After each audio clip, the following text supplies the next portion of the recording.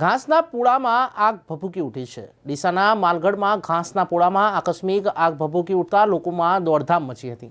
આજુબાજુના લોકો અને ડીસા નગરપાલિકાના ફાયર ફાઇટરની ટીમ બનાવ સ્થળે પહોંચી અને રાહતની કામગીરી શરૂ કરી હતી।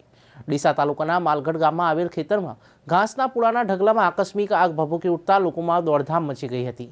આ ઘટનાને પગલે આજુબાજુના લોકો અને ડીસા નગરપાલિકાની ફાયર ફાઇટરની ટીમ બનાવ સ્થળે પહોંચીને રાહતની કામગીરી શરૂ કરી હતી।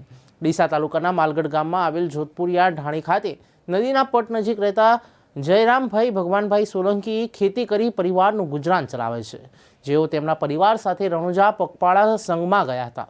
તે દરમિયાન તેમના ખેતરમાં રહેલા ઘાસના પૂળાના ઢગલામાં આકસ્મિક આગ ભભૂકી ઉઠી હતી। આગ લાગતા ધુમાડાના ગોટે ગોટા દેખાતા આજુબાજુના લોકો દોડી આવ્યા હતા અને રાહતની કામગીરી શરૂ કરી હતી।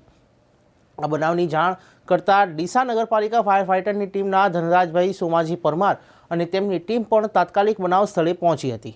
પાણીનો મારો ચલાવીને આગ પર કાબૂ મેળવવાના પ્રયાસો હાથ ધર્યા હતા। ત્યારે આગ પર તુરંત કાબૂ મેળવવા માટે આજુબાજુના લોકોએ યુજીવીસીએલને પણ જાણ કરી હતી, જેથી શમશેરપુરા ફીડરમાં આવેલ યુજીવીસીએલની ટીમે અડધો કલાક માટે 3 ફેઝ વીજળી શરૂ કરતા લોકોએ પાણીનો બોર ચાલુ કરી તે પાણીથી પણ આગ પર કાબૂ મેળવ્યો હતો। પરંતુ આગ બુઝાય ત્યાં સુધીમાં તો અંદાજિત 3000 વધુ જેટલા ઘાસના પૂળા બળીને ખાખ થઈ ગયા હતા, જેથી ખેતર માલિકને અંદાજિત 1 લાખથી વધુ નુકસાન થવા પામ્યું છે, જ્યારે બાજુમાં ઉભેલ પશુનો આબાદ બચાવ થયો હતો।